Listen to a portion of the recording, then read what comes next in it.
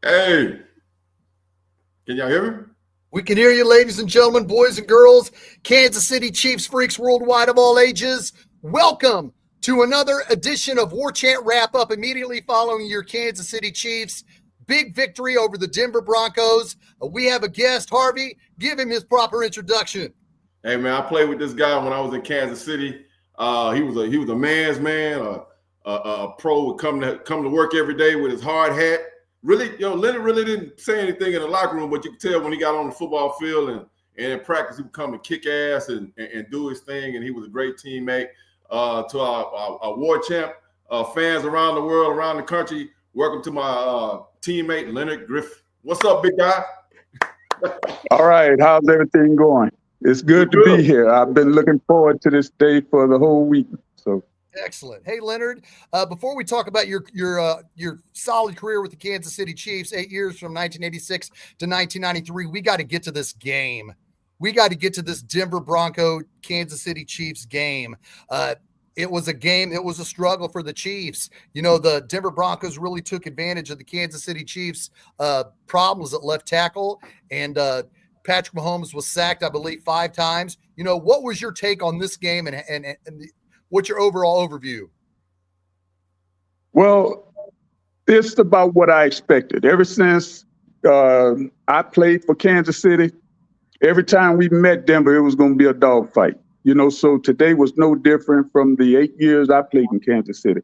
There was never a blowout. Every game that we played, it went down to the wire. And I was surprised. I had actually just given up. I thought we was going to miss the field. Well, I thought we were going to lose to a field goal kicker. But some kind of way luck was on our side and got a block. Right. And thank God, I believe the person who got his hands on the ball was Leo Chanel. First, they said it was Mike Dana. Then they said it was Leo Chanel. Then they said it was Carl Loftus. As it stands right now, 25 minutes after the game, Leo Chanel got the block. But we could find out in a couple hours who exactly got it. Right. I kept rewinding to see who got it myself, and I couldn't figure it out, so I just gave up. So, Harvey, I was just happy you got blocked. You said you gave up. I started getting ready to start frying me some chicken, bro, because I thought it was over with, man. Because I'm gonna say this: watching the game today, I think we got exposed at different areas that I didn't see. In the past games, we got exploited, especially on our run defense. I didn't think they were going to have holes in our defense like that, man. It looked like a track meet pretty much. And then, we was getting our ass kicked up front on the offensive line. And I thought Mahomes took a beating today. He, every time he threw the pass, it looked like he was throwing off his back foot. So, we dodged the bullet. It was a miracle that we won the game. And, a win is a win. But we got a lot of holes that we need to cover up and fix. And fast. And I feel the same. I feel the same way about defense. I felt that we had some breakdowns in our pass defense. The pressure wasn't up to par. The coverage wasn't quite up to par. So there's quite a few things we need to work on this coming week because it's going to get tough as we go along.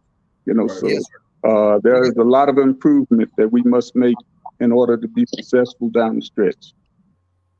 Leonard, when you look at this game, Denver was able to score on 2 long drives in the second quarter for a touchdown. The Chiefs weren't able to get a consistent pass rush. It seemed like Spagnuolo,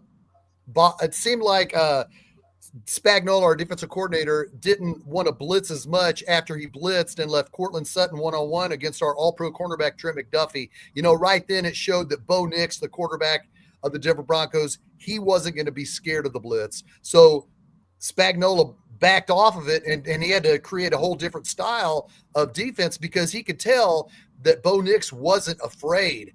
a lot of the criticism I also want to talk about is middle linebacker Nick Bolton. When he plays close to the line of scrimmage, he's great. But in some packages, they drop him back in coverage, and he is inexperienced.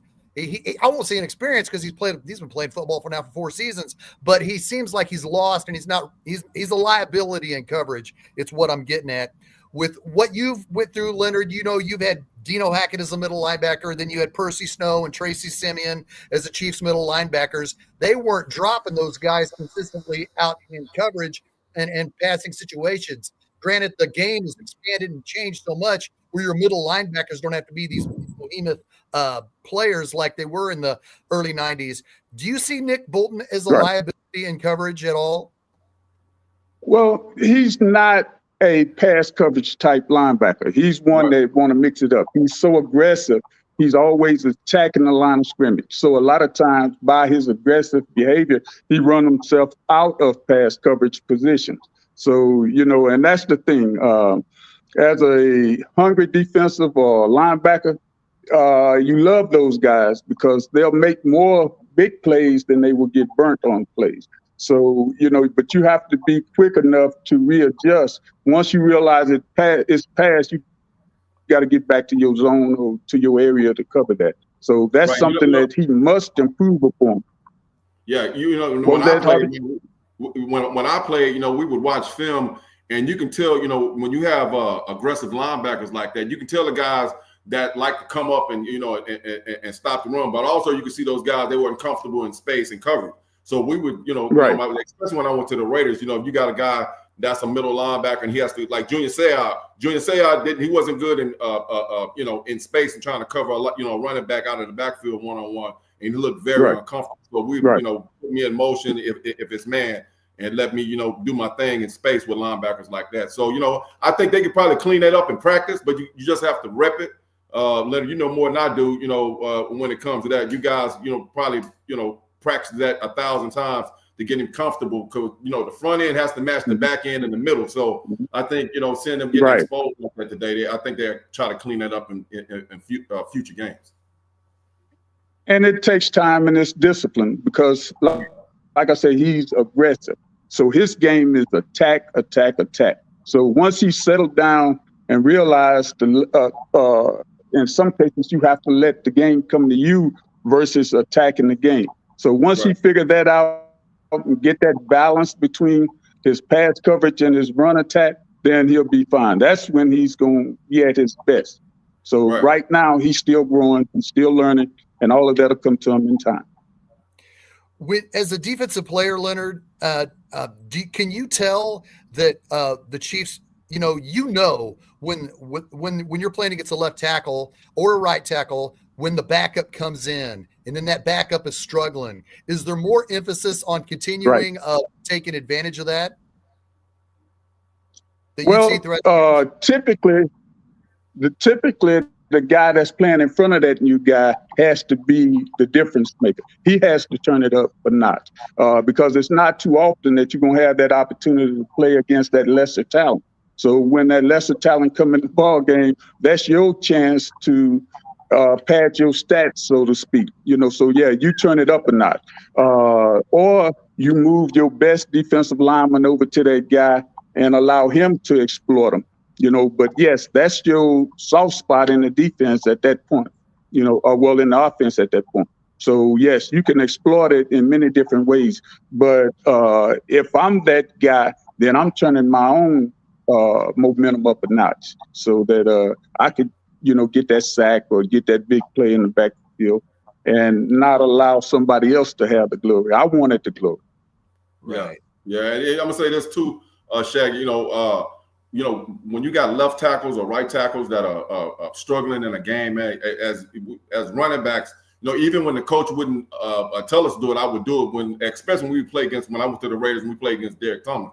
And, he's screaming off that corner. We got to go over there and chip him and get out to our route, but try to slow his ass down a little bit, but try to knock him back inside to the tackle and try to help him that way. So, hopefully, they go back and watch the film and try to get him some help over there on both sides of the ball. So, and I'm talking about for chipping, the running backs coming out, chipping before they go out into their routes. when you see how the Denver Broncos, when you see how the Denver Broncos attack the Chiefs defensively today, Bo Nix showed poise. Bo Nix wasn't scared, and honestly, I thought he played a really good game. He would have got the game ball if one of our linebackers didn't block the game-winning field goal. When you look at because Chris Jones wasn't getting to him. So when you see Bo Nix game, what did you see a Bo Nix game that you really like, Leonard, going up against his defense? Well, I liked his composure. He wasn't rattling. Even when they would sack him, he would get up, come back to the line of scrimmage, ready to play.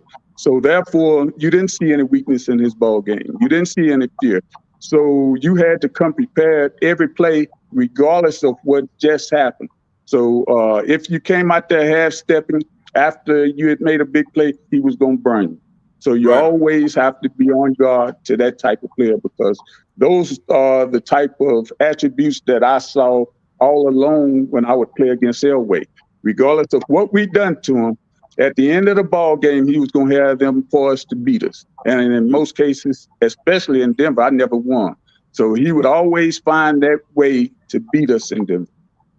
So that was 8 straight losses during the regular season that I had in Denver every year.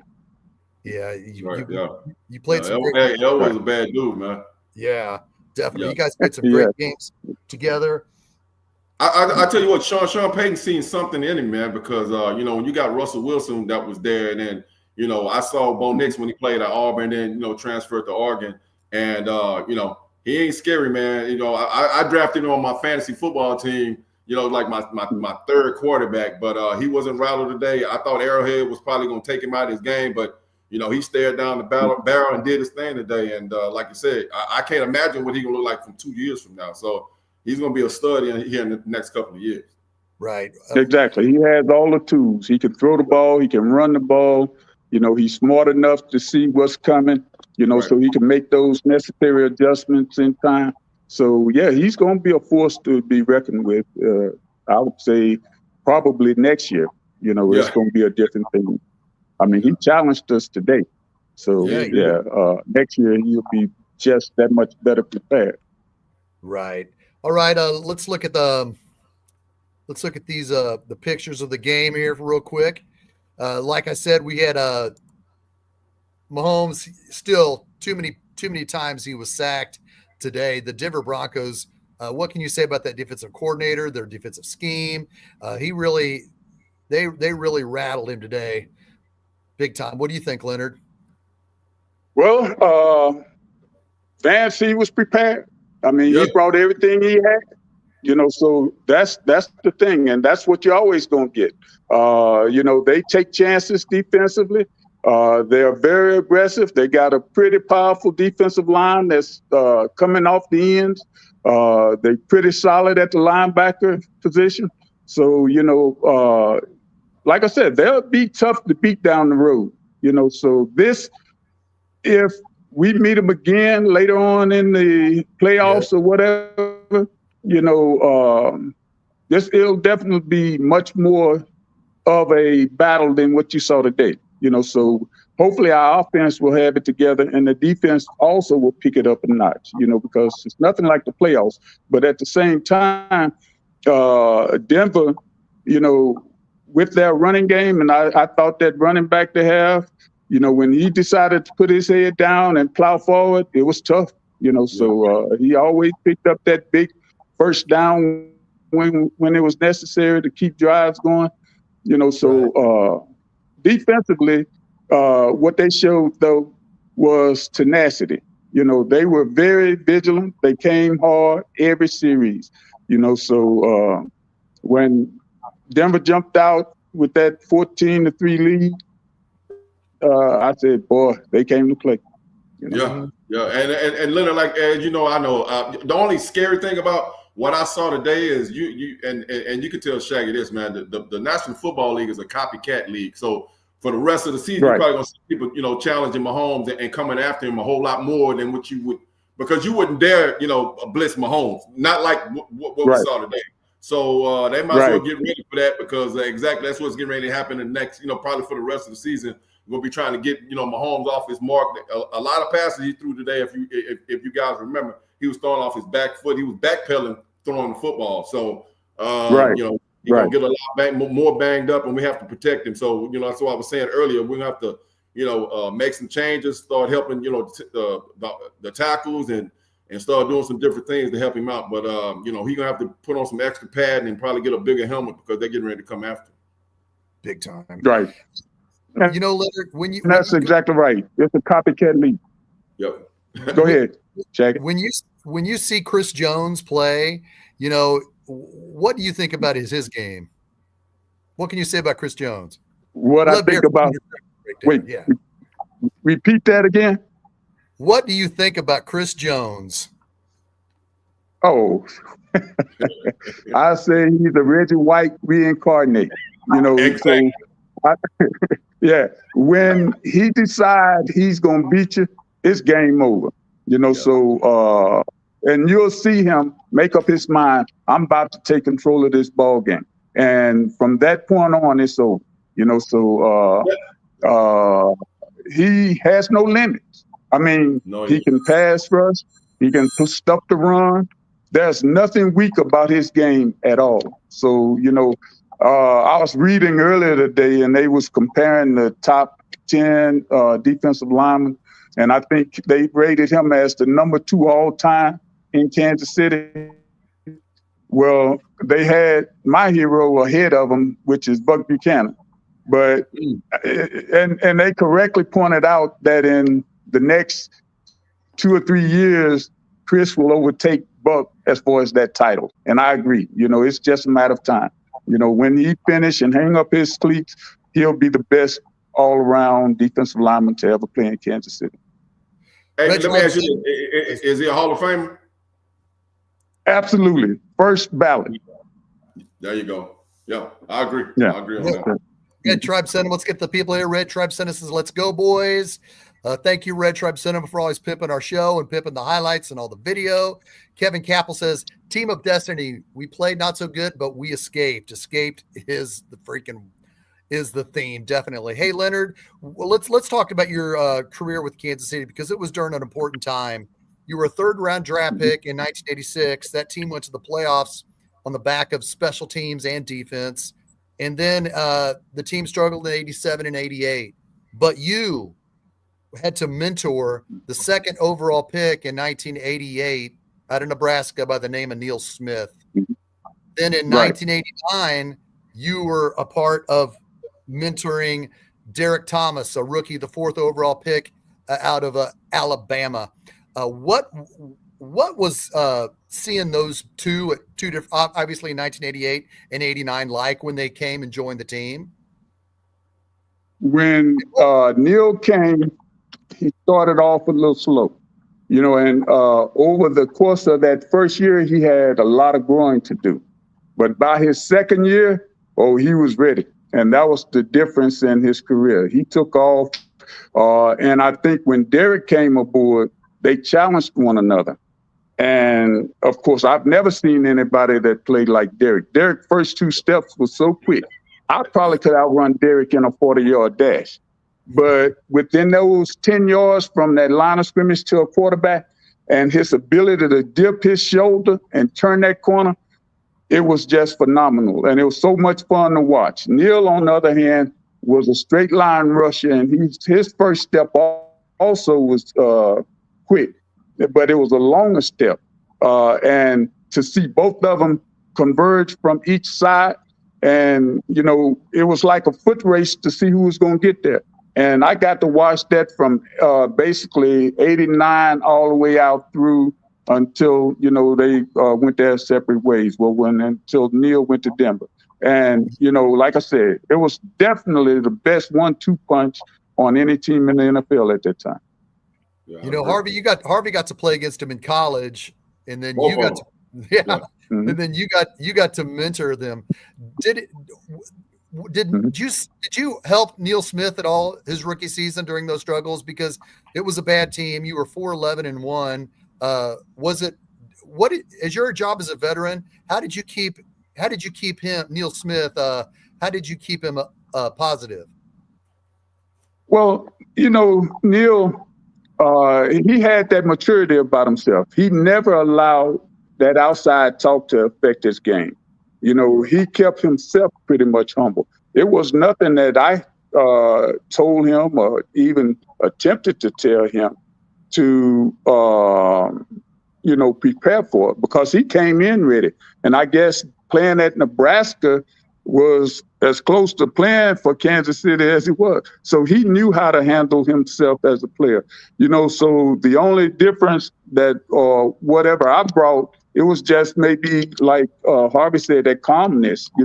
I wasn't that guy that was going to jump up and down and, celebrate and do all of that kind of stuff. So I kept him grounded, but then a lot of times, as they say, that squeaky wheel gets the oil. So when he started having his success and became, outspoken, then I cheered that on, because as long as he was performing, then I was in his corner rallying and pushing him forward. So that was the thing. There was no animosity, even though, I had to sit when he came aboard, after that first year. His year two, they decided, okay, we're going to go with Neil and Mike Bill. And I accepted my role, so I was to back up, both ends. And I accepted that, but I still encouraged Neil to be the best player he could be when he was given that opportunity. And he took the bull by the horns and ran with it. And that's all I could ask. Hey, let me ask you this, Leonard, because, as far as when you say mentoring, because I had an experience in Kansas City, and I'm not going to say the guy's name, but let me ask you this, man. What kept you being a true pro, a true professional, because you didn't have to do it. You didn't have to help Neil or help Derek. Because I did it when I went to the Raiders with a guy named Napoleon Kaufman. I was the same way with you, right, man. I'm going to sit here, as long as we win, I'm going to help this guy out. I want him to be successful and succeed. What made you get through that? Because I know, as a professional, I know it's hard, but it's rare to have a guy that can truly, support the other guy that's playing in front of him, and you mentor him at the same time. Well, my thing was this. I came to realize early on that I didn't have any say-so in who started or whatever the case may be. And I could sit there and cry and pout and do whatever I wanted to do. But in the end, the coaches had the power to play who they felt was more prepared or whatever the case may be. So I came to realize, and at one point, and I'm not going to say it was replacing Neil or anybody else, but at one point I felt that I was ready to be either the left end or the right end. And I was told that wasn't my role. My role was to be that player who could fill any of the 4 positions that came open in case of an injury. And, so in essence, I was a utility guy versus being a full-time starter. Say what? You said 4 positions, so you could cover 4 positions? I could play left end, right end, the 3 technique, or the nose. So, and they told me I was the only guy that could do that. So therefore, that was my job. In case one of the guys went down, then I could go in and fill any one of those 4 slots. So they didn't look at me as a starter. They looked at me as that utility guy to always fill that position that came available. Outside of Darren Milker, you realize they didn't draft any defensive linemen during the 8 years that I was there. So, and that was the reason why, because they felt I was that guy that could fill in any one of those slots if necessary. Wow. So, and Marty and I, we went around the 2 because I told him, hey, I want to start. I want to go to the Pro Bowl. I want to do this. And he told me, no, that's not your role here in Kansas City. Right. So at that point, I realized, right, I was that guy who had to make the sacrifice, So, and we didn't have free agency. So I either had to live with it, which I said, well, I'm not going to, there you go. So I just accepted it. And, when I was called upon, I came with it, as far as my own game. Well, when you came into the league, you had Walt Corey as your defensive coordinator. Then you had two different ones in 87 and 88. I think Rod Rust was the one in 88. Right. Then you went to Bill Cowher and Dave Adolph. When you look at all your defensive coordinators with the Chiefs, who is your favorite defensive coordinator, Leonard? And why? Favorite defensive coordinator. I would have to, now when you said favorite, are you speaking in terms of the best, in my opinion? Or are you saying the one that I cared mostly about? Well, if there's numerous in those different categories, that's fine. Who do you feel, what defensive coordinator the Chiefs had, you feel brought the best out of you? I would say Bill Cowher was the guy who brought the best out of us. And the reason I would say that was that Bill had this ability to teach you a certain scheme all week long and get you into the mindset, okay, this is what we're going to do. You practice it, you react to it, it's quite natural. And at game time, if it's not working, after about 2 series of him seeing it's not working, he had that ability to make that adjustment right there with Tony Dungy. And between the two, we would change our whole defensive scheme. Everything that we had worked on during that week, they would change it on the sideline and would put it in effect, and it worked. So he was the master of adjustments. As far as personality and loving, of course, my heart goes out to Walt Corey because he was the guy who believed in me well enough to draft me. Rod Russ, he was another good one. We didn't have the talent. We were suffering through a lot of injuries during those times. I think one year, I want to say it might have been 88. In 88, I never knew who was going to be lined up next to me the next game. I think every one of the starters was out for the season except for me. So Neil went out for a period of time. Bill Moss was out. Mike Bell was out. We brought in 2 or 3 other guys. Some of them got injured and was out. So Neil ended up coming back, I think, the last 6 games of the season in 88. So, with playing with all of those guys, we were just terrible that year because we didn't have any consistency.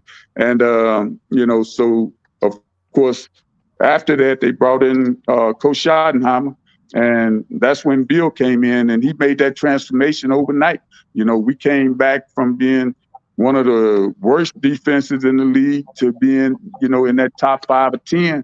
And then the next couple of years, we were always in 1 or 2 positions, So he was the biggest aspiration or inspiration for us defensively that I had during the time I was in Kansas City. Right. And like I said, I pity defensive coaching staff, man. If you think about Tony Dungy, I mean, it was like 3 or 4 guys that's on that defensive side that got head coaching jobs. So, well, we got Herm Edwards, Tony Dungy. What's your coach that played at Temple? Coached at Temple? Bruce. Was that? Yeah, Bruce Aaron. Oh man, it was a whole list of them. But yeah, defensively we had Tony Dungy, Bill Cowher. Seemed like that was someone else who ended up. Herm Edwards. So yeah, we had our share of defensive coaches that went on to be head coaches, and 2 of which won Super Bowls themselves. Something the NFL did that a lot of people don't know unless you're our age. The NFL strike in 1987. Leonard, you guys were 1-1, and there was a strike that lasted 3 games, and the NFL decided to use scab players to fill in, and the Chiefs lost 3 games in a row, and then the NFL reached the deal, and then by the time you guys come back, you left at 1-1, and now you're 1-4, 1-5. Didn't you feel right? You look back at 1987. Do you feel like the NFL was pretty bad to do that? Yes. There's a whole bunch of history there. Not just in those years, but all the way up until 93, until we got free agency that the NFL kind of stuck it to the players. And then in 93, when we got that new collective bargaining agreement, the Players Association said, well, we're not going to worry about those guys that has done without the past 4 years. We just going to worry about this day forward. So I lost the whole year of, monies for the sacrifice of the newer generations. And the NFL, the Players Association sold us out from that standpoint and didn't, say, okay, now you have to go back and repay those players for their lost wages or even give them the benefits that they've been without the past 4 years. And, that was pretty hurtful to me, but hey, I got over it. So as they say, I persevered and I kept chugging along. Yeah. Wow. You know, 2 questions, man. Do you have what you miss about the game, and do you have any regrets? I always, when I interview ex-players, man, that's the 2 things that I always ask them: what you miss about the game, and what regrets do you have? Because I think we all, we all feel some type of way, playing this game, and especially how you did it, and you played and I played back in the gladiator days, so. I have some regrets, man, and I missed the game, and I could write a whole book about that. What you feel about that, Leonard? What I miss about the game is the camaraderie, the brotherhood in the dressing room. Laughing and joking, and just fellowshipping with the guys. And that's definitely the roughest part about leaving an organization. Now as far as regrets, my biggest regret was not taking care of myself as a player. When I would get injured, I would play hurt. And that was my shortcoming, because I hurt my right knee back as early as '89. And I allowed them to convince me to keep playing on it because I was able to play on it for 4 years. Then I hurt my left knee in the first game in '93. And I was told at that point I needed surgery, that I had done some significant damage, but they said, let's give it 5-6 weeks, see how it goes. And I did that. Then later on, by week 10, I realized it was getting worse on a daily basis, and I couldn't hardly stand up. So then when I went to them and asked them to fix my knee, of course, that's when they released me. So, and then I go and have, then I go and have I go and have a second opinion done, because at that time they told me I wasn't hurt. I go and get a second opinion, and the neutral physician was checking my good knee, and he told me, "Oh, you're done." And I was like, "What you mean done?" He said, I said, "For the season?" He said, "No, you done career-wise." I said, "What?"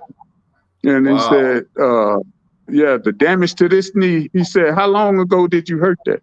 I said, 4 years ago. He said, "Why didn't they operate 4 years ago?" I said, "They kept telling me I was playing on it, so why fool with it?" He said, "Well, they should have fooled with it because it done ended your career." I said, "Doc, that's not the knee I come in here for." He said, "Well, I'm going to get to that one too." So then he checked out my left knee, and he told me, he said, "Oh, yeah, you're definitely done." And basically, when they went in to fix it, I had done so much structural damage to my patella that all of the bone was just piled up, where it had just rubbed off because it had been bone on bone for so long. And, so they told me definitely that, as a matter of fact, they were going to stitch me up and allow me to come to and then tell me I needed a knee replacement.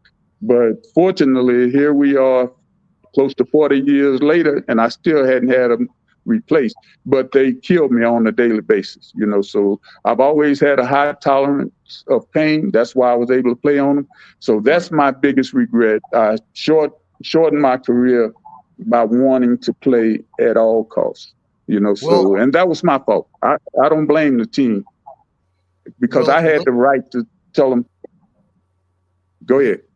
No, I just want to say, selfishly, I'm glad your career didn't end with the Chiefs in 1989, because I remember how important you were as a rookie, as a depth piece. That team doesn't go to the playoffs in 1986 without you and the rest of those guys. as well as the transition into the Bill Cowher, Marty Schottenheimer, Dave Adolph scheme. Harvey Williams came in 1991. You know, that was an important, and you were an important piece. Leonard Griffin was a beast on the field. He was a part of those defenses that were top notch, that were number one in the NFL. So I'm painfully sorry to hear that your knee was shot in 1989 and you played 4 more years, man. I'm sorry, man. I hope go ahead, Harvey. You know, it's funny that he says that, because everything that he's saying is true. And then literally, I mean, like, you know, if you hurt, you can't say you hurt. You can't. Right. I mean, you can't say you hurt. You know, it's like, go ahead. But that's how they use to motivate you to keep playing. Well, now if you in the tub, then somebody else gonna step forward and they'll take your job. So that's where you had that fear, and at that point you was like, well, no, I'm given the opportunity to play now. So if I had this surgery, then that's gonna set me back, and then, you know, they're gonna play someone else, and I might not never get a chance to get back out there on the field. Yeah. So, and it was somewhat of, you know, I guess a brainwashing effect, you know, but in my case, I wanted to play so bad that I allowed it to happen. And I knew it was happening, but, you know, again, I wanted to play, so I would tolerate that kind of, you know, mess. So, but, you know, hey, that's my biggest regret, not seeing to it that I got healthy. And if they had decided to release me, I could have been healthy enough to go somewhere else and finish out. Hey, thanks for sharing that, man. I appreciate it. Man, that's real talk, Leonard. I appreciate it, and I appreciate you still loving Chiefs Kingdom. You know, when you were released in November of 1993, the Chiefs signed a running back from the Patriots named John Stevens to replace you on the roster. When you did you finish when the Chiefs were going to the playoffs and they were going to the AFC Championship game? Did you stay a fan of the team, or were you bitter? I won't lie, I was bitter, and yeah, I'm not gonna lie. You know, I was bitter for about 5 years, and I refused to watch the Chiefs at that time. I occupied my time with hunting and fishing. So I would go hunting at 5:30 in the morning, and I wouldn't watch a game because I wouldn't get off that stand to 6 or 7 o'clock at night when it turned dark. And then once I would come in, I would watch that Monday night football game or Sunday night football game. But those were the only games I was relegated to watching, because any other free time I had, I was either fishing or hunting. I would say I reconnected, I want to say probably around 2003, 2004 is when I really got heavy back into the Chiefs and started watching them every week. So, you know, I've been a fan of it. Say what? No, I'm saying that's crazy, because you're absolutely right. You know, what a lot of people don't understand, man, when you part of an organization and then they end up cutting you, it's a brotherhood, but it's almost like your family saying that you're not good enough. And then, you can still play, but they say, no, we're going to go another direction. And that's a bitter, that's a bitter pill to swallow, man, when, you still got something left into the tank. And then, what you discussing, the sacrifices that you made, with your knee and different things to help us win, and then just, get thrown out in the street. So I understand. I know what that feeling feels like, man, and it's not good. And it took me a long time to get over that too. So I understand exactly what you're talking about. Yeah. Oh, absolutely. Let me say this. Yeah. Right now, I don't cheer for anybody other than the Kansas City Chiefs. I'll pull for my hometown team, home state team, which is the Saints, when the Chiefs aren't playing. But outside of that, that's it. And it took me a while to cheer for the Saints. And the reason there was because when I was playing for Kansas City, my entire family was cheering for the Saints. Even when I would play the Saints, they would say, this is a quote from my mom, good luck today. But I'm cheering for the Saints. Yeah, I hope you do good. Yes, my mom. I hope. I hope you do good, but you know I'm cheering for the Saints. Yeah. Hey, I would have never came back home. I would fly her out to the game. Like that. I would never came back to the crib. I would fly her out to the games, and she would tell me that. So she wouldn't lie to me. Yes. Before I would leave the house to go to the stadium, she would tell me, "Good luck." But you know I'm cheering for the Saints. Yeah. Well, that's diehard right there. She got that. Your mom got that victory week 2, 1991, when the New Orleans Saints came to Kansas City, Harvey Williams' rookie season, and they won that game. So your mom was happy there. All right, Leonard, go ahead. My mom was there at that game. For the Saints. So she was happy too. Yeah. Leonard, you played 3 seasons with Harvey Williams. Can you give us a Harvey Williams story? Well, you know, Harvey was one of those smooth guys that when he came to camp, you know, he driving this great big old BMW, and all of that kind of stuff. And, you know, he had this strut about himself, you know, which, you know, I think a lot of guys tend to, you know, turn their nose up at.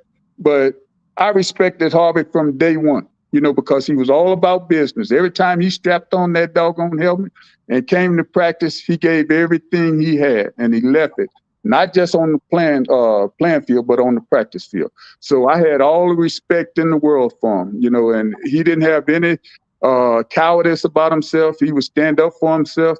You know, I was watching you all, and he was talking about Percy Snow one episode, and that was it. You know, Percy was a bully, and you know, Harvey, he would stand up to Harvey would stand up to anybody, and with that, you have to respect the guy who has that kind of fight in him. So, you know, Harvey, I take my hat off to you. I love playing with you, love watching you run. You know, and I thought it was a bad deal when you left, but you know, hey, that's the nature of the game. You went on to the Raiders, and you had your success there. And, you know, I would follow you, you know, because of course Albert ended up in the Raiders as well. You know, so that's the thing. So like I said, I respect Harvey. As a matter of fact, I respect every one of my teammates. There is not a single guy that I say I disrespected on that Chief organization over the 8 years I was there. You know, they all was class acts. Now, you had some difference of opinions. I won't go that route.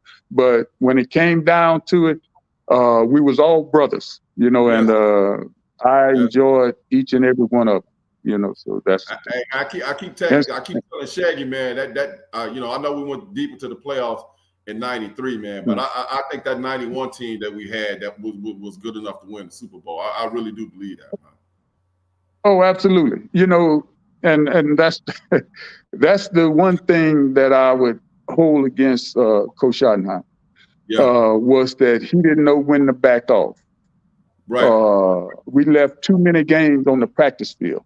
And had he learned to say, okay, we're going to back down this week and allow guys to get healthy and rest rather than beating us up all week, we should have won at least 1 or 2 Super Bowls during that time. You know? Hey, man, I'm going to say this, bro. That you the first one that ever said that. Can you explain it? Can you go more into detail what you mean by that, leaving the stuff on the practice field?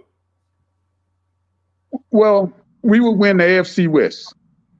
And instead of saying, okay, guys, take Monday, Tuesday, Wednesday, Thursday off, see you on Friday, we would come back on that Wednesday and we'll have an all-out scrimmage. We'd have an all-out scrimmage that Thursday and that Friday. Then we'd be on the field for 3 hours on Saturday on a walkthrough.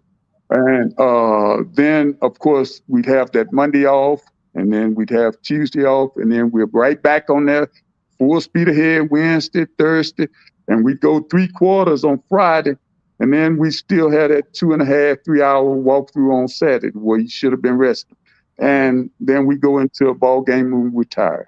You run out of gas. So he never had that. There you go. So we never had that full tank of gas going into the game.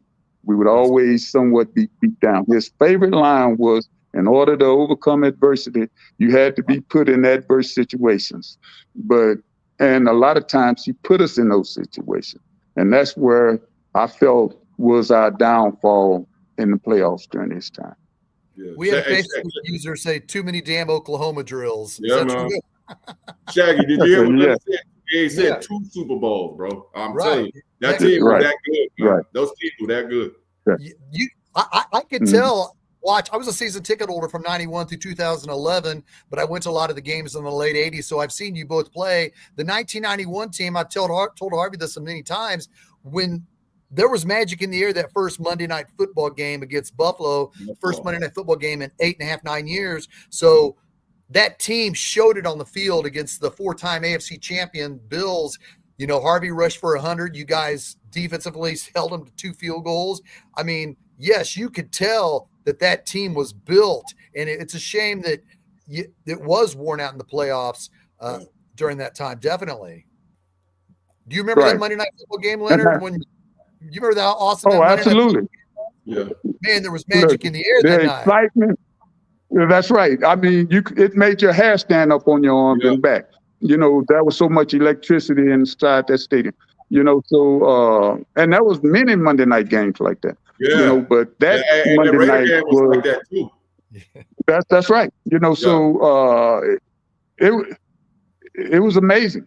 You know, and I tell when I'm talking to people who ask me about how it was playing for Kansas City, I tell them that was the best crowd to ever fill a stadium.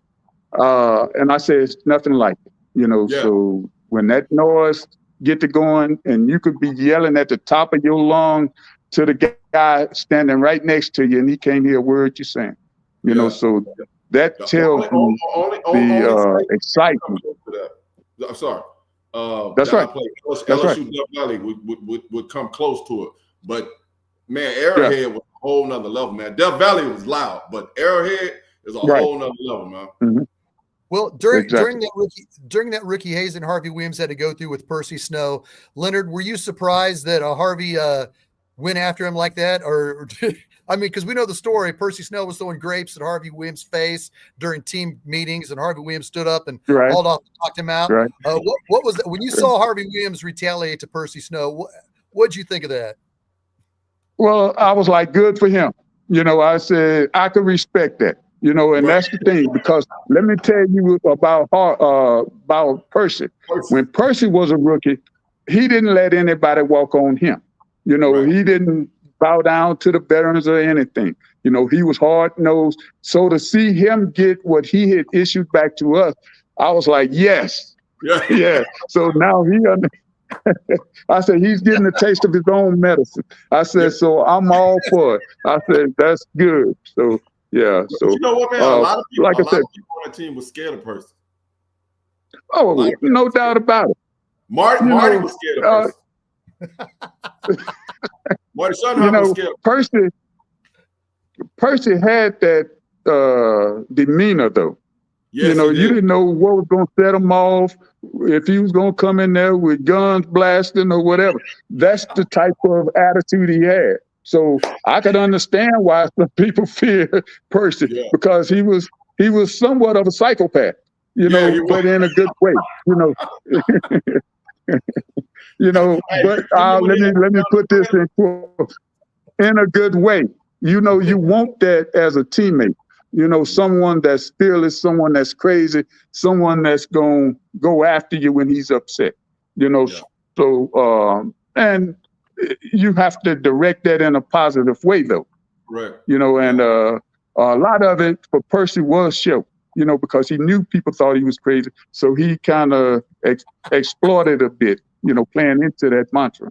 So, hey, but what he don't know, you see, I'm from the country and I'm crazy too. So, you know. But you know what, man? After that fight, we became really good friends and we became roommates. You know, Marty put us together when we were on travel. We became roommates and we became really good friends, man. So, you know, it was tragic what happened to him with, you know, with that moped because, you know, I think, you know, we didn't even get a chance to really see what that guy was capable of doing because Percy Snow was a monster, bro. Well, see, Percy and I had that kind of relationship as well. You know, that was my moped that he broke his foot on. Oh, you know, so really? Yes. Say what? Wow. What'd you say, Harvey?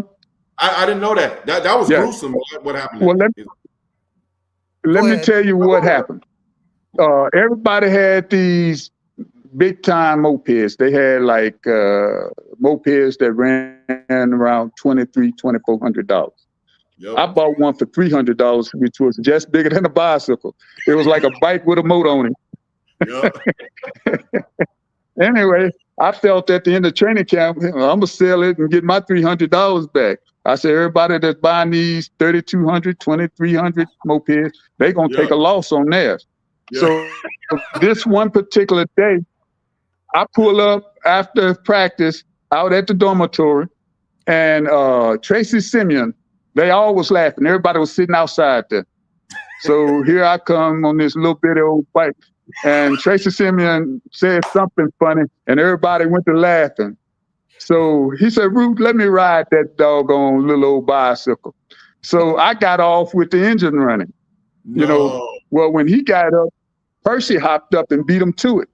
Well, Percy took off and he was flying, and he was jumping over little holes and all kind of stuff. And we all just sat down and everybody laughing how Percy was dogging my bike out. So, but he disappears for about 15 minutes. And all of a sudden I hear this la la la la la la la la la la la, a little slow pacing coming back. And I knew it was my bike. And I see him when he rounded the corner. And the first thing I did, I noticed he was holding his, I want to say his right foot away from the pedal. And his ankle was turned out. And I was like, oh my God. So I ran and caught him. Yeah. And I kind of held him and laid him down on the ground. And that's when everybody else kind of saw that, you know, he was seriously hurt. And someone ran up there and got Marty. And Marty came down and said, that's it. I want all of these mopeds off the camp. Yeah, so they were all the mopeds were gone within like 30 minutes, bro. They were out of there. Yeah, they all were gone. So everybody had to sell them or had them shipped back to Kansas City. But you couldn't ride them on that campus anymore. Did they give you guys any, did they teach you how? Like, was there a basic instruction guy come out there and say, here's how you ride a moped? Or was it just like, we can figure it out? No, they had a dealership you walk. They had a dealership you walk in, paid that little money, and rode it off. Yep. Or actually, they would deliver them to you. With all those bikes, man. But man, you know, when I saw his ankle, I almost fainted. I physically got sick to see his ankle. Oh, it was. Yeah, his ankle was turned, like his foot was pointing back that way. Like, right. Yeah. It was gross, you know, and that's the thing. And I mean, I got teary-eyed watching it. You know, it didn't make me sick, but at the same time, I got teary-eyed because I knew his season was over with before the season even started. Yeah, you know, and I was thinking maybe his career was over with because, I mean, it was totally replaced. I mean, it was sitting to the side. Yeah. And like Harvey said, turn the other way. You know, so it was as gross as they come. So people, it was never the same. Yeah, to get people caught up, Percy Snow was the Chiefs' #1 draft pick out of 1990 out of Michigan State, solid player, the future middle linebacker. And in 1991, he during training camp, he took Leonard Griffin's $300 moped, and after he wanted to get rid of it because everybody was laughing at Leonard, Percy Snow took it out and wrecked it. Sad story. But in between there, Harvey Williams had to stand up for himself when Percy Snow was giving him a rookie hazing. Little did he know, after Harvey Williams stood up to him and decked him and they got in a big brawl, he would get on Leonard Griffin's moped and wreck it and end his NFL career. Wow. All right, Leonard, we want to show you these couple of highlights of your career before we get out of here, and we're going to have you break them down both here. I want to show you this first. This is Leonard Griffin on the sidelines here looking on near yard. Derek Thomas is going to get around the running back, create pressure, and Leonard Griffin finishes it off. Boom. Way to go. That was your sack of the game against the Chargers in December of 1989. Derek Thomas obviously got around the running back, and you took advantage of Billy Joe Tolliver, the quarterback of the Chargers, being chased out of the pocket. Let's look at it again. I don't know why they thought a running back on Derek Thomas was a good idea. But then he gets out of the pocket, and you come out, and you finish it the way it should be. Heck yes. And we got to get to this from 1988. Ken O'Brien throws it to Mickey Schuler, tight end. Mark Boris hits him.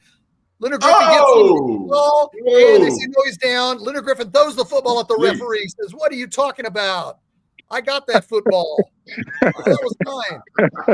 So, I want to talk about that last play, Leonard, because there was an instant replay. When you hit tight end Mickey Schuler, it was obvious that you got that ball. I could tell there was no replay of that I could find online, but you got that ball turned down. What did the ref say to you? When you said, I got the ball as he went down? Well, he didn't say anything. He said he was down pretty much. So he didn't say anything to me personally. But yes, I had stripped the ball as we were going down. So yeah, it was definitely a turnover. But hey, he called him down, and it wasn't nothing I can argue. He wasn't listening to my argument at all. So he shut me out basically. So. But that was a fun time. Well, I definitely would have been suspended a number of games and fined. Yeah, you can't hit like that no more. They play flag football now, bro. You can't hit like that. No. But I felt sorry for him. Yeah, I did feel sorry for him after I realized he was hurt like he was. But he came back. I want to say maybe 2 series later to finish the game. A little smelly salt with a concussion back in that day was all you needed. Right. All right. And I'll let you. I want you to see this, and I want you to tell me the specifics again. I want you to tell me about the sack against the Chargers. What do you see here? All right.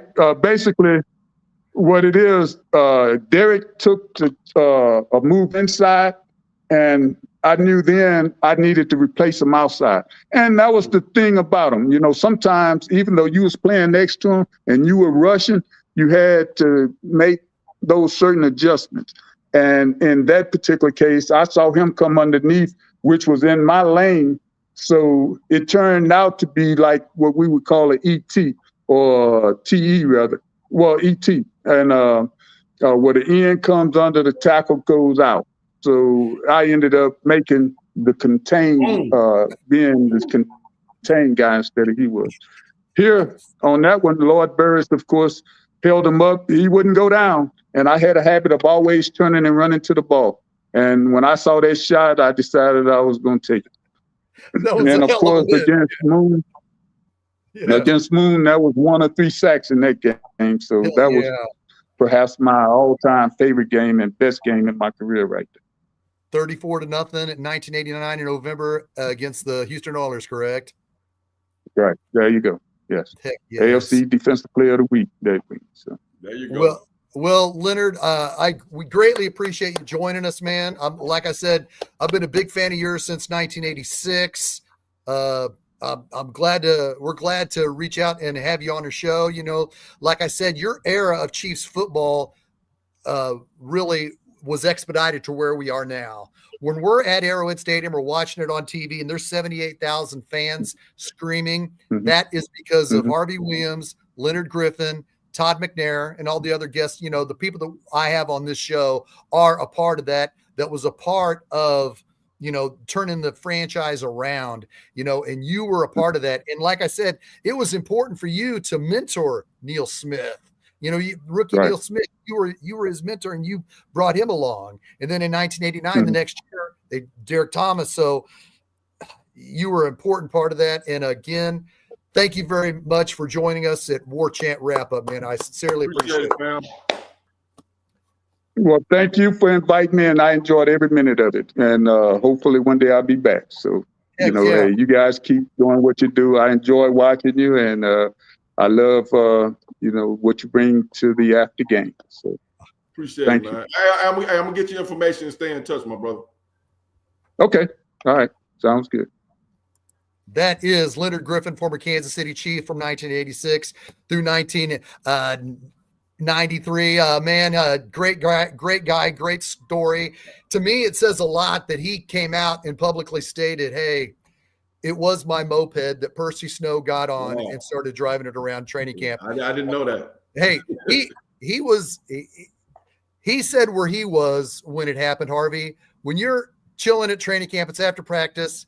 Where were you at when this happened? When Bro, I was in my dorm room, but I heard players running down the hallway screaming. At first I thought somebody had got shot or something, because the way, NFL players don't sound like little girls. I mean, we macho and breathe fire and, fire coming out our nose, and just the way they were screaming and hooping and hollering, man. I came out of my room and ran downstairs, and I remember they had like 2 people was helping him, and I'm trying to figure out what was wrong with him, like he had passed out or something. And then I went from his head down to his, looking at his midway. So I'm looking what's wrong. I don't see any blood, and I looked down, and he had on some shorts, if I remember right. And Shaq, I looked down and saw his ankle, man.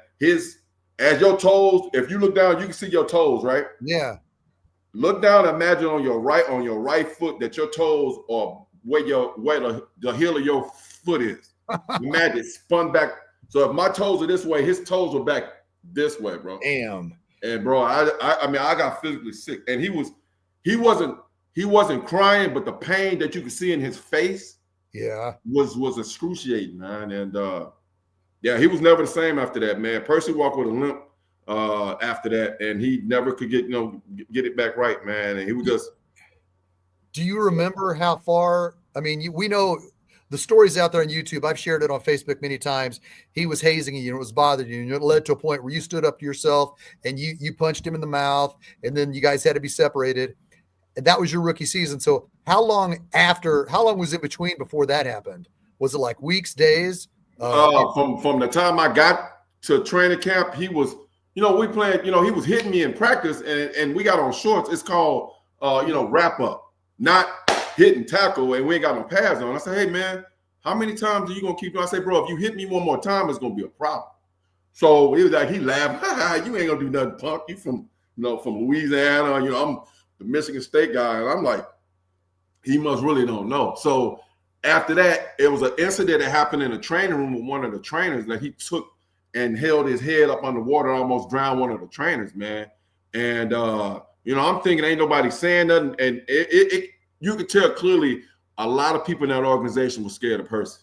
And then, we fast forward to training camp. I don't know if it was like a month later, a month and a half, or maybe 2 months when we got to training camp. It's hot and we in meetings. I'm tired. And, next thing I know, man, I'm sitting in practice. It was the evening practice. We, got through eating and going to meeting. And I'm sitting there and I'm looking forward, waiting for Marty to walk in. And somebody walked around and heard something go, pow! And the right side of my face, you ever been hit in the eye where you see purple stars and stuff? Right. So he slapped me, and he was behind me, and I turned around. And I don't know if I thought somebody threw a football or something that was in there. And by the time I turned around, he was eating grapes, turning around, and he was throwing them at me. Like, I don't know, can you say he called me a pussy? Right. As it was hitting me with the grapes. And I blanked out, bro. I jumped up on the tables and ran on top of the tables, get there. And I don't think he thought when I got in front of him, I wasn't going to hit him. When I jumped off the last table, he was standing like this with his grapes holding his grapes. And when I jumped off the last thing, I just hit him in his, bust him in his mouth. And Percy bench pressed 500 pounds. So he grabbed me and tried to run back down the thing with me. And I, at the last minute, I'm saying, if this dude get on top of you, he gonna kill you. So my legs are strong. I squat 600 pounds. So I got down, and at the last minute, I picked him up and turned him. And then next thing I know, I'm on top of him. So I just, like I'm saying, I had to make it look good and blanked out and went crazy. And then I was like that. It was, everybody thought I was, I was crazy and I was the reins, but it was a new sheriff in town. So, But how long after that did the moped? Was it like a week later or 2 weeks later? Yeah, man, it was not too long after. It was probably a week or a couple, and after that, it was, you know what? Matter of fact, no, because we end up going to because we became roommates, and I think we ended up practicing against the Saints in Louisiana. Yeah, and then when we got back, I think that's when it happened. And my memory, my memory is getting bad. So yeah, the Chiefs scrimmage. The Chiefs scrimmaged the New Orleans Saints in River Falls. So, wow. Yeah, I think it happened eventually. It happened right after that. The complete rise and fall of Percy Snow from Leonard Griffin and Harvey Williams today on War Chant Wrap Up. All right. Let's look at these real quick stats before we get out of here. Let's look at the stats here. Find them. Go up here. Patrick Mahomes was 28 of 42 for 266 yards, 1 touchdown, no interceptions. Kareem Hunt had 14 for 35. Man, Harvey, he's getting beat on. Yeah, we talked about Clyde Edwards-Helaire. We could have used 5 snaps from Clyde today, but that's a story in itself that he's come out publicly for on Ryan Clark's podcast, The Pivot, and he's talking more now about the shooting and the incident that he had to deal with 6 years ago.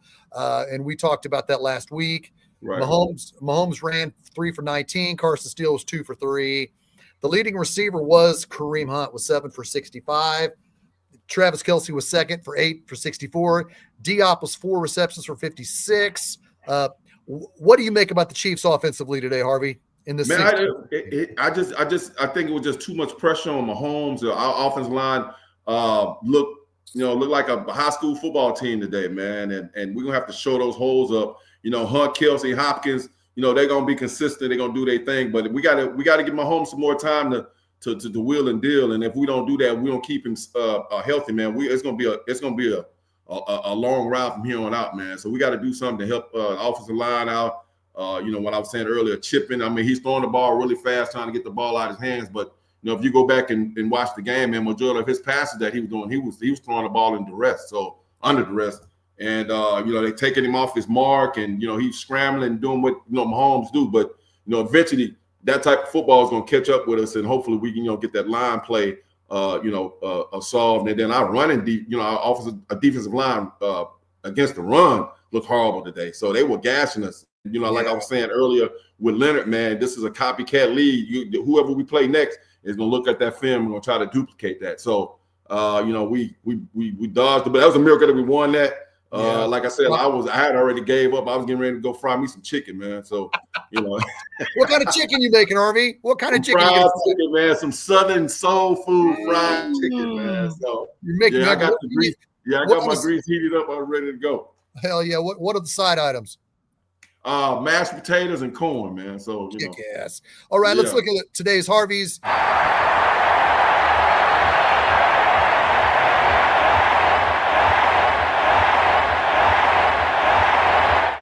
What is Harvey's hip array from Chiefs Broncos today? That block field goal at the end of the game. You were already in the kitchen when that happened. Did you see it happen? No, I heard my wife screaming, bro. So I thought she was pregnant, having a baby or something. The way she was screaming, I was like, "Oh no, she ain't pregnant." And she's like, "Oh my God, they blocked the kick." I'm like, "No, get out of here." I didn't even want to watch it, man. I'm already focusing on the show. So when she started screaming, I was like, I almost spilled my chicken grease, and yeah, man, that was a miracle, bro. So yeah, we dodged the bullet, my brother. Okay, and Harvey, nothing illegal about it. His head's in front, bang, down he goes. Now look at what is Harvey's hell nah of today's game? Oh man, the offensive line, bro. That'd be my hell nah. The offensive line and our defensive, run stop. We didn't look good at all, against the run, and so that's gonna be my hell no. And y'all need to get that fixed. So, I think we're fixing, and we're still undefeated. But today, the Almighty gave us one today, bro. Right. Real quickly, the Chiefs are struggling at left tackle. Wanya Morris has got a hurt knee. He was out. We didn't think he was going to come back. The backup, the second-round draft pick, the rookie, Kingsley Suamataia, he struggled even worse. So you felt like Wanya Morris was in there on a bad knee. Free agent Donovan Smith is still out there. There was talk about bringing him back spring, summer to mentor Kingsley and Wanya. Is it possible to bring him in and to play solid? In your opinion, how long would it take to get a veteran left tackle to come in here and play? Probably a couple of weeks. I mean, bring him in slow, but we need to do something, bro. So, I know Kansas City is committed on winning another championship this year. So, they brought D-Hop in to fill a need. And I think eventually they're going to bring somebody in to try to pitch that left side up. We need to. Do you feel that a veteran could step in mid-November and be that presence? Do you feel like what I'm asking is it possible for a veteran to come in and play left tackle for a championship team this late? Because we talked about Kareem Hunt coming off the couch and carrying 27 times in between the tackles. Is it possible for a left tackle a veteran left tackle to come in and play without having much of a season? Can it happen? Yeah. I mean, if we've been sitting on the couch and you can get some extra change, man, sitting on the couch and come in and get a ring but it's gonna have to be scheme right. Like I was saying, you're gonna have to help him out to get acclimated, and you can do that with the running backs, the wide receivers, come across in motion and chipping the guys and different things to try to slow them guys, because we're weak on the left side and try to help those guys to pass that. It's like having a flat and go get some fix a flat for the time being. Yeah. So well said. Once again, that is War Chant wrap up with Harvey Williams. Major thanks to Leonard Griffin, your Kansas City Chiefs defensive end for 8 seasons. Hopefully we will have him back later on in the season. Harvey, the Chiefs got the Bills next week in Buffalo at 3:00. We know what has to happen for the Chiefs to win in Buffalo to go to 10-0. They're 9-0. We'll be back here 6:30 Central Time, between 6:30 and 7:00 next Sunday night. Great show, Harvey. Once again, major props again, and thanks to Leonard Griffin. And most importantly, thanks to you, Chiefs Kingdom. Your Chiefs are 9-0. Until next Sunday following Chiefs and Bills, this is Shaggy Shane and Harvey Williams saying, go Chiefs. Enjoy that chicken, man. Enjoy that chicken.